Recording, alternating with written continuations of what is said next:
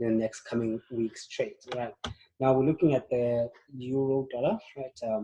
Euro dollar has been in a somewhat of a decline.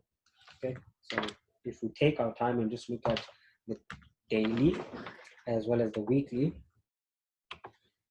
structure, we can see that the market has been in somewhat of a decline. Okay, so the swing highs have been breaking, they have not been broken, right? These major swing highs are not being broken. You can look at 114, right? There's another swing high at 112, another swing high at 110, at 111 rather. Okay, market is hovering around 111 and 110, so somewhere in the mid-range 1050 even level. That's where the market is right now in the euro dollar. Now, there's obviously a lot of potential growth or potential profitability around on the downside. Okay, so if you're looking at the downside, we have some potential for a continuation of the move or the bearish move, and therefore we are looking at short opportunities long term until and unless and until we do get a break of one of these major levels on that upside. Okay, so that's the only reason why we would then change our bias from a long-term short to a long-term buy. Right? So if that hasn't happened yet, we are still looking at the euro dollar as being in a downtrend. Right now, the market has been in somewhat of a consolidation, as you can see clearly. This is the low of, okay, let's just go to our daily time frame. Okay, this is last month's high, and then this is last month's low, and the market is still somewhere in the 50% range of the swing high from last month to the swing low of last month. Okay, there's also this low of the range, which is at 10900, and that peak high, which is around last month's high, that the market has just been holding. Okay, now the range is not that tight. Okay, it's about 300 pips in total. Okay. Right. I seem to be losing connectivity every now and then, so do apologize, guys. But if you miss any part of this, the recording will be available. Okay. So now that we've determined that we are focused on the downside rather,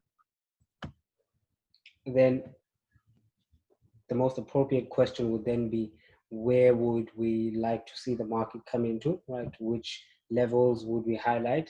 And last week, I think we did go over this swing high, right? Last week, we highlighted that this previous month's high would make a very good level for a retest of this swing high, okay? And this low at 110 would also make a really good support structure, right? So because the market is still in sideways consolidation, we might have a bit of a range develop, okay, and continue to move so, and until we get something that actually breaks below the swing low at 110 in this sort of manner, okay, like this. Okay, we aren't yet getting into the long-term short, right? That doesn't mean you can't trade in between this section over here, but the take profits are going to be much less as opposed to a market that breaks below this 110 level and extends lower to that 10900, right? Then we know we have about 200 or 300 pips worth of profits that we can actually make. Okay. So for me, as I said, that swing high offered a nice opportunity for a short to the downside at 110, at 111 rather, and the market, you can see, just popped below that 110.50 zone. And if we go on through to our H1, right, from our H1, see that swing high sort of like is the anchor point. And from that swing high, which is yesterday's high, through to yesterday's low, or rather Friday's high to Friday's low, we have an extension of that 61.8 to 50% Fibonacci retracement area. Okay. Aside from that, there's nothing really that solid about the trade. So it's much less of a probability, or not as high of a probability that we usually take in these sessions, but okay, it is a short-term opportunity. So we're looking at a downturn around this area, preferably at least this solid level, right? 110.72, and the market pops just below. That's probably about the 30 to 40 pip profit potential. Nothing huge. Probably have a 20 pip stop loss on it. And yeah, nothing to write home about. But if you are watching the markets and something does develop around that area, then certainly we'll be looking to go short there. Okay. Now the Euro JPY. Okay. Now Euro JPY has been one of my favorite markets over the past couple of months. Okay. And also you can see more or less is in the same type of range as is with the euro dollar, right? So we have that last month high and last month's low, and the market is somewhere in between that 50% retracement. We did highlight that 120 even level. Okay, so that 120 even level over here, we highlighted as a potential area for us to actually get in long before that last push we anticipated to 121.50. So let's say right now where the actual market is, would like to see something like this. Okay.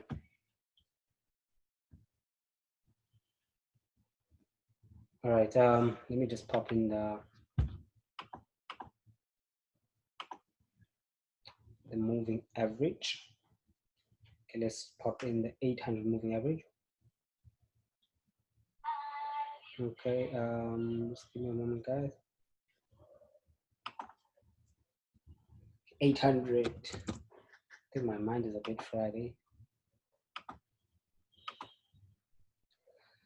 Okay, so let's move on through to that H1. Right, you can see that the market dropped just below that 800 moving average, okay, and tag that 120 even zone. We do see that there has been somewhat of a swing high, and then the market shifts away from those swing highs. Then the market swings high again, and only this swing low has been broken, which is conveniently just below that 800 moving average. Okay, so therefore I'd like to see at least one more push to the upside. Okay, I mean, it's pretty simple, just based on where the moving averages are.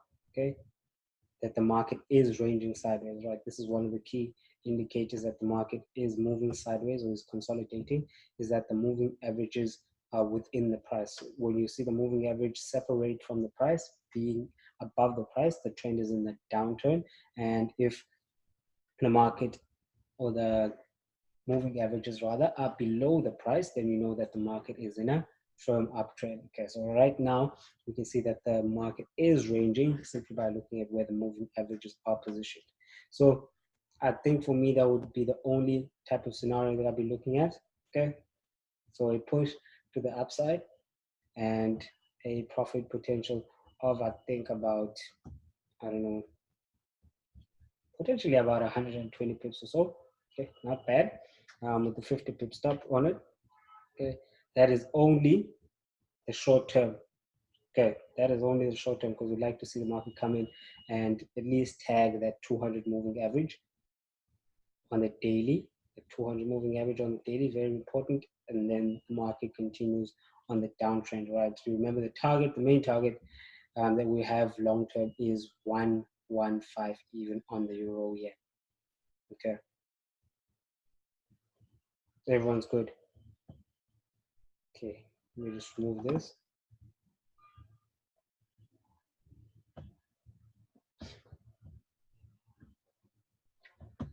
Okay, now similarly, the GBP USD had been in a sideways consolidation as well from last month. We highlighted the swing high at just below 130.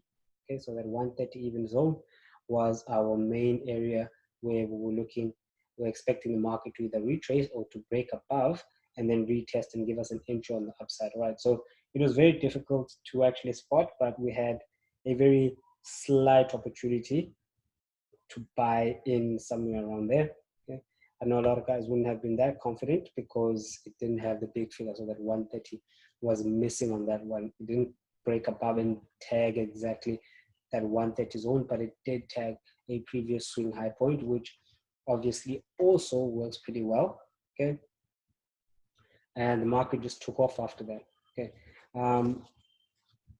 I had been short on the GBP USD probably for about, I don't know, most parts of the year, probably from the beginning of the year through to about June, if I'm not mistaken. Okay, and the only thing that did deter me from my continuation of the downtrend bias is obviously this spike to the downside, which penetrated that 2016 low of the year. Okay, now we can see the market is firmly heading upwards. I'd like to see a tag of that 200 weekly moving average, okay, which is about 120, 150 pips away. And therefore, we have some nice potential on the upside. Okay, I'm not seeing anything on the downside just as yet because there aren't any solid resistance levels that we can see, right? So we do have this daily here. So we'd like to see the market push down at least to the downside and then continue to tag that high before we make a decision whether we're still going to be continuing with the long-term trend. We're going to rejoin the long-term trend, which I still do believe will be down, okay, or not. So I'd like to see a pullback or, right, zoom into that. Okay, and if we throw in our fib on the 4 hour, okay, can't see it clearly on the daily, right? If we throw in our fib on the 4 hour, we can see that we are poised for a retest at about 130. Right? So if we get a retest at 130, which is about a distance away, to be honest, 150 pips or so, then we certainly are looking at a continuation of this particular move to that weekly level, which would probably be around 33.79. Okay, let's just say 30 or 135 even. Okay. All right, so let's take a look at the Gbp Cad. Right, Gbp Cad is already doing what we've been expecting or what we'd like to see on the GBP USD. Right, see the daily, I mean parabolic on the upside, and a retest of a previous swing high point on the week on the 4 hour. Right, so this swing high over here is being retested around that 7400 zone. So that to me looks like a really decent level we can actually show interest in. If you take that swing low on the Fibonacci through to that swing high, we'd like to see a bit of an extension lower, right? Bit of an extension lower, probably to this swing low of the week, all right? So this is still currently the low of the week. So we'd like to see at least a swing penetrate this low, maybe pin at the 50%, and then continuation of the move up, okay? All right. But I mean, even 7,400 still looks like a decent level. Okay, looking at our USD JPY on the daily, okay, let's go through to the weekly. We got a flag, right, or a triangle, whatever guys are calling it now, but it basically tells us that the market is ranging sideways, right? There's that high of that range, and then there's that low of the range, right? The swing lows and the swing highs both aren't being broken. Therefore, the market isn't trending in any particular direction. So we'd have to wait for a strong breakout either on the upside or the downside before we can conclude which direction we're looking at going long term. Okay, so as you can see as well, let's just get rid of this.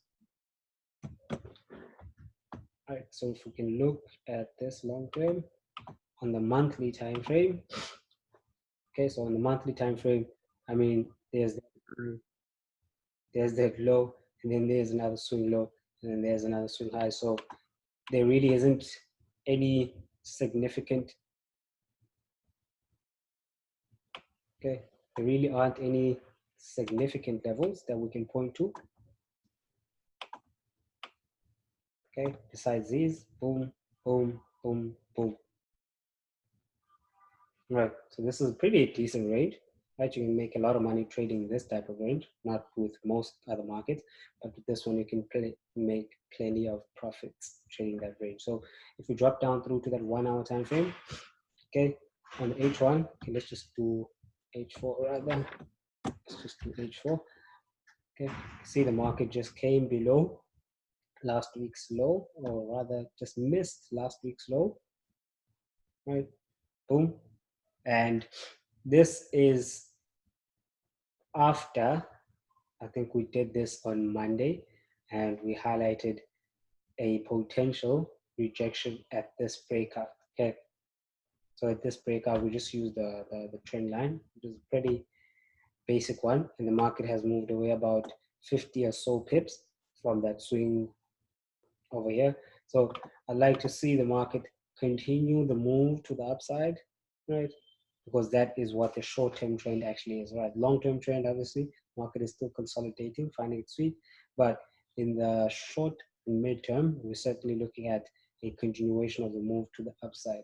Okay, so for me, certainly it does look like 108.50 would be a really decent level, but there's nothing else that is convincing. So we're not looking at getting into anything when it comes to the USD If we do get a break above this 109 level, so if the market does pull away, boom, above 109 and pulls back into that 109 even level, then we're certainly looking at a buy with confirmation, obviously, from the EMAs. Okay, so that would be the only scenario where we'd feel very confident in taking that that particular position. Okay,